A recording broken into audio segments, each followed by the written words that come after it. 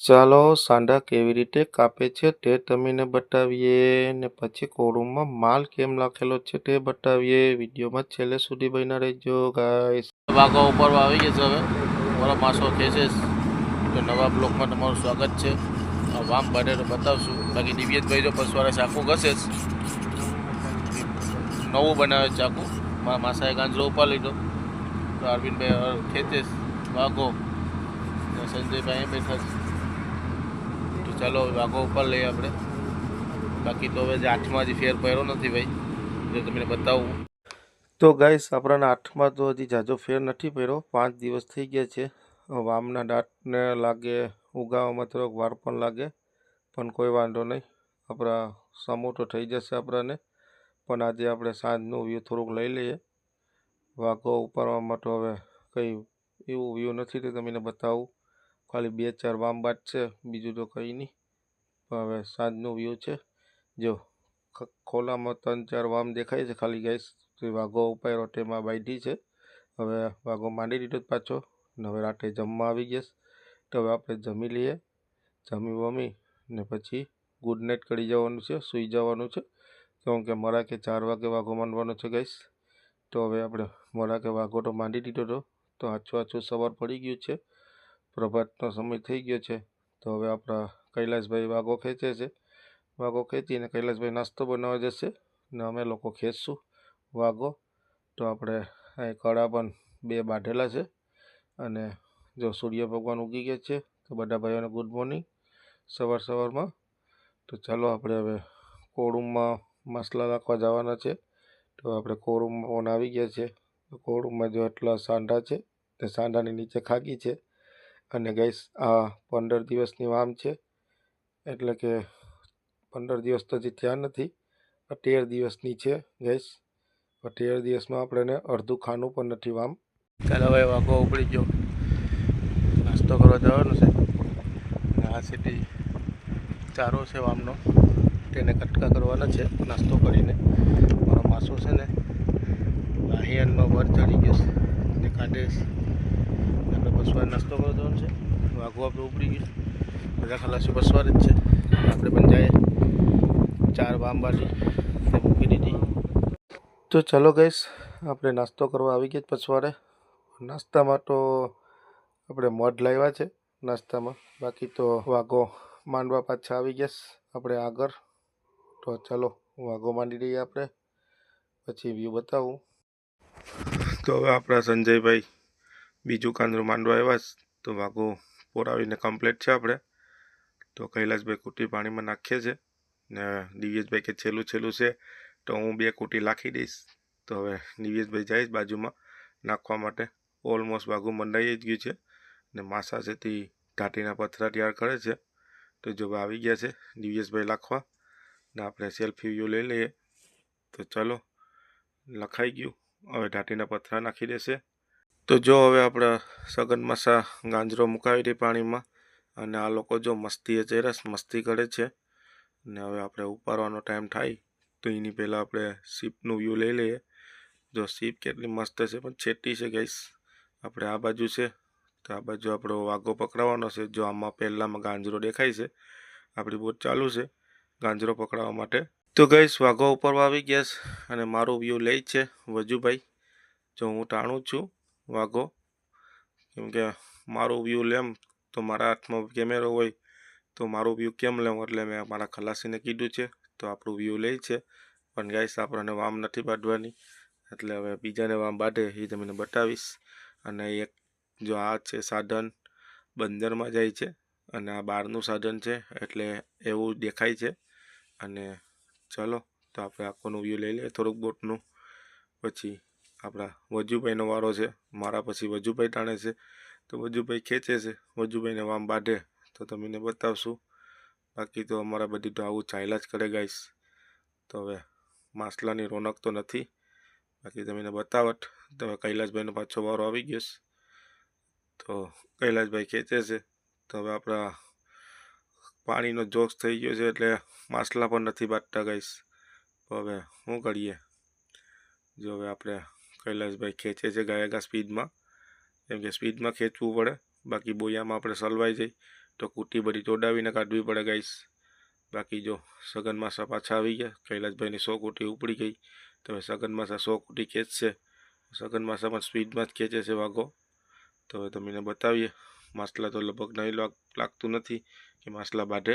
તો સગન માસાનો વાઘું ઝીલાઈ ગયું છે. તો આપણા વજુભાઈ છે તે પછવાડે તાકાત કરવા લાગે છે. સગન માસાને સંજયભાઈ કૂટી ઉપાડે છે. તો હવે સગન માસાની રાશિ આવી જશે, એટલે કે 100 કૂટી આવી જશે સગન માસાની. તો હવે સગન માસા નીકળી જશે. જો સગન માસાની 100 કૂટી આવી ગઈ. હવે આપણે બીજું કાંદરું ઉપાડવા જવાનું છે. તેનો કાંજરો આપણા મોડામાં જ છે, જો દેખાતો હોય છે તમને. તો હવે અહીંયા કૈલાસભાઈ આપણે શાક માટે સાંડા છોલવા આવી ગયા છે. તો કેવી રીતે છોલે છે તે તમને બતાવીએ. જો આવી રીતે પીછરી કાપી નાખવાની પછવાડેથી અને આગળથી બંને સાઈડથી, ને પછી આવી રીતે કાપા પાડવાના. ને પછી આ જો તેમાંથી સાઈડમાંથી કચરો કાઢી ને પછી આ આખું કાઢે છે કૈલાસભાઈ, ને જો ડોકું કાઢી ને હવે પેલો ઝાડનું પીસ છે ને તેનવેથી ખેંચ છે. બહુ તાકાત કરવી પડે પછી છોલાય. જો આવી રીતે છોલી નાખો સાંધો. હવે આપણે દિવ્યેશભાઈ છે તે નાના નાના પીસ કરે છે. તો દિવ્યેશભાઈ ફ્રી હતા તો બીજો ગાંજરો ઉપાડવા જઈશ. તો દિવ્યેશભાઈ કે લાવો હું ગાયક વાઢી દઉં. તો દિવ્યેશભાઈ વાઢે છે. ને પછી કૈલાસભાઈ જમવાનું બનાવવા જશે. પછી વાઘો ઉપડી જાય પછી જમવાનું છે ગાઈસ. આપણે ભાઈ એક કાંદરું ઉપડી ગયું વાઘાનું. ને આપણે કૈલાસભાઈને દિવ્યેશભાઈ શાક વાટે. જમવાનું કૈલાસભાઈ પકાવવા જવાનું છે. ને બીજું કાંદરું આપણે પકડાયું છે અરવિંદભાઈ દડેશ. હવે 400 કૂટી બાકી છે, 500 ઉપડી ગઈ. જો ગાઈસ વાઘું તો આપણે ઉપડી ગયું, પણ 400-900 કૂટીમાં 3 ને 4 વામ બાંધેલી છે. એમાંથી એક વડી છે, 3 નાની છે ગાઈસ. આ ચાલો ભાઈ વાઘું ઉપડી ગયો. આમ તો બાયડીની ખાલી એક જ બાયડી, 2 નાની બાયડી 800-900 કૂટીમાં. હા ક્યાં વટી ગઈ ભાઈ, અમારું શું થશે આ ફિશિંગમાં કંઈ ખબર નથી. તો હવે બપોરનો 1:30 વાગી ગયો, જમવા આવી ગયા, જમી બમી ને આપણે હજી 30-40 કિલોમીટર ચલાવવાની છે. પછી માંડવા આવશું સાંજે 4 વાગે. પછી ગાયા કાપવાના છે ખાઈને. ઓકે, તમારા દિવ્યેશભાઈ 8 પગ ધોઈવા. સંજયભાઈ અહીંયા આવી ગયા, કૈલાસભાઈ આવ્યા છે. જમી લઈએ બતાવીએ. આ જમવામાં પણ છે ને સાંડા અને ગોવારો, ખાકી ને ઢૂમા 4 વસ્તુ જ આવે છે જમવામાં શાક માટે. બીજું કોઈ વસ્તુ નથી આવતી. હવે સાંધાનું શાક બનાવ્યું. આ ચોથી કે 5મી વાર ખાઈએ આજે આપણે. 11 કે 12મો દિવસ થઈ ગયો આજે આપણો. જો ભાઈ આપણું જમવાનું આવી ગયું, સાંડાનું શાક. અરવિંદભાઈ લેવા આવે જ્યાં ટંડેલનું ખાવાનું લઈને જાય છે અરવિંદભાઈ કેબિનમાં. આ બાજુ ખાઈશ ભાઈ. આપણે જમી લઈએ, ચાલો જમવા માટે. તો હવે જમીને આવી ગયા છે આપણે ગાયિયા કાપવા માટે. તો હવે સામટા દિવસ થઈ ગયા છે આપણે, એટલે આપણા ગાયિયા પણ લાલ મારી ગયા છે ગાઈસ. તો હવે દિવસો પ્રમાણે તો લાલ મારી જાય. જો આકોર 2 જણા કાપે છે ને 3 જણા આકોર કાપે છે. તો ગાઈસ જમીને આપણે કેબિનમાં આવી ગયા છે. તો ટંડેલની બાજુમાં આપણે વિડીયો ઉતારીએ છીએ. ટંડેલ બોટ ઉપર બોટ ચલાવે છે.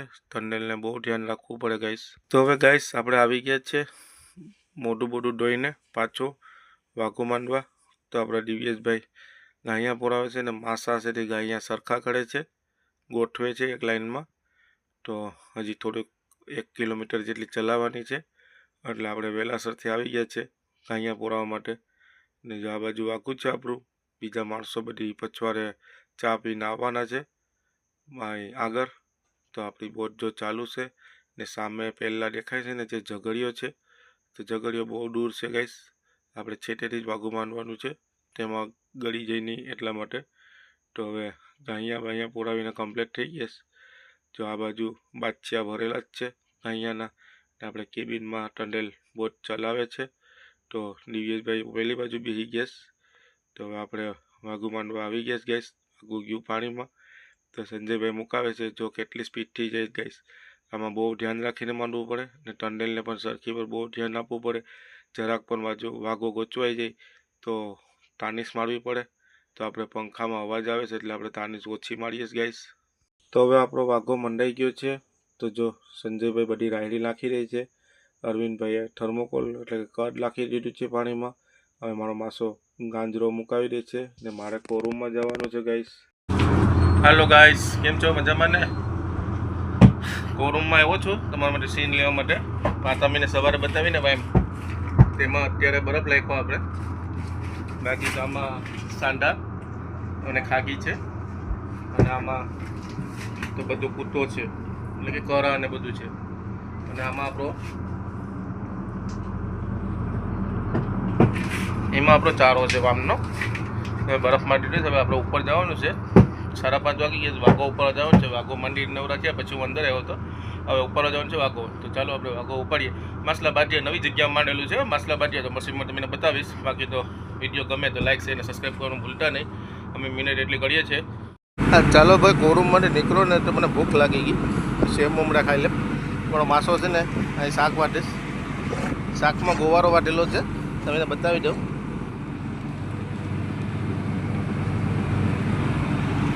તે ગોવારા મચ્છી કહેવાય. અને સેવ મમરા હું ખાઈ લઉં તો વાઘો ઉપાડવામાં આપણે રાત પડી જશે. એટલે કે 7:30 પોણા 8 વાગી જશે કદાચ. કંઈ ખ્યાલ નથી. 5:30 વાગ્યા છે. તો આપણી બોટ ચાલો છે ગાંજરો પકડાવા. ભાઈ ભાઈ જો ભાઈઓ, આ અમારી કુટી રાખવાનું સાધન છે. આમાં 6 લાઈન છે. એટલે હવે 500 કુટી રાખીએ. 1000 કુટી હતી અમારી. તો એમાં શું હતું કે વહી ગઈ 150 કુટી, 50 કુટી ભરી ને હવે 900 કુટી છે. તો ગાઈસ આપણે હવે છેલ્લું વાઘું માંડેલું છે. આજે આપણે 13મો દિવસ થઈ ગયો. તો બંદરમાં પૂછશું તો 14મો દિવસ થશે સવારે. તો જો સંજયભાઈ ખેંચે છે વાઘો. હવે વાઘો ઉપડે એટલે વ્યવસ્થિત બધું કરવાનું છે ગાઈસ. તો જો વાઘો ગૂંચવાઈને પણ આવ્યો છે. તો થોડી કૂટી કાપી ને પાછી નવારથી વાવવી પડશે ગાઈસ. ચાલો ભાઈઓ, વાઘો ઉપડી ગયો ને આપણે હવે બંદરમાં જઈએ. બરાબર, હવે ધોવાનું કામકાજ લેવાનું છે. આપણે બધું હાંચવી લીધું છે. આ બધી ધોઈ નાખવાનું છે. આ બાજુ આપણા દિવ્યેશભાઈ કાંજરા બાંધે જ ઉપર. તો ઉપર બાંધાઈ ગયા બે બાકી છે. ને આપણે બધી હથિયાર વજુભાઈ હાંસવે થયા. જો આમ તો મહિલીને જ વજુભાઈ કેમ થાય આપણું. આ બધી જો મૂકે છે ભાઈ, બધી હાંસવીને પછી ધોઈ નાખીએ. પછી નાહી લઈએ ભાઈ. કે રાતે 10 વાગે લગભગ પૂગશું. 100 કિલોમીટર છે. 100 કિલોમીટર 10 વાગે પૂગશું. અત્યારે 2 વાગ્યા. તો ચાલો હવે ધોઈ નાખીએ. પછી તમને વ્યૂ બતાવીએ. પછી બ્લોગ પૂરો કરશું આપણે. તો હવે કૈલાસભાઈ પછવાડે ધોઈ છે સુરધાને. બધી સાફ સફાઈ કરવી પડે બંદરમાં જવું હોય એટલે. ચલો ગાઈસ, હવે આપણે બોટ ધોઈ નાખી. બરાબર, હવે આપણી કુટી છે ને, હા તમે કુટી વ્યવસ્થિત બતાવો દો. આપણી કુટી છે ને તેને આ પ્લાસ્ટિકમાં મૂકવાની છે ઓઇલવાળી કરીને. આપણે બાસ્યું આવી ગયું. ઓઇલ કાઢવા ગયો પછી બતાવું તમને. હવે આપણે ઓઇલ નાખી દીધું એટલે ડીઝલ નાખ્યું. હવે પ્લાસ્ટિકમાં મૂકી દઉં. જો ગાઈસ, હવે નાખી દીધું છે આપણે ડીઝલ. એકમાં ભરી દઈએ. જો ગાઈસ, હવે આપણે મૂકી દીધું હા ભરીને. તો હવે આપણી બોટ ચાલુ છે. આપણા સંજયભાઈ સુકાને બેઠા. બીજા બાકી ખલાસી પસવારે છે. દિવ્યેશભાઈ મોડું ધોઈશ. બાકી આપણે નાઈ ધોઈને ફ્રેશ થઈ ગયા છે. હજી રાતે 10 વાગે પૂગી જશું. બાકી વિડીયો ગમે તો લાઈક શેર અને સબસ્ક્રાઈબ કરવાનું ભૂલતા નહીં ગાઈસ. આ ટીપે તો વામ બાંધી નથી. તો આવતી ફિશિંગે વામ બાંધે પછી તમે બતાવીએ.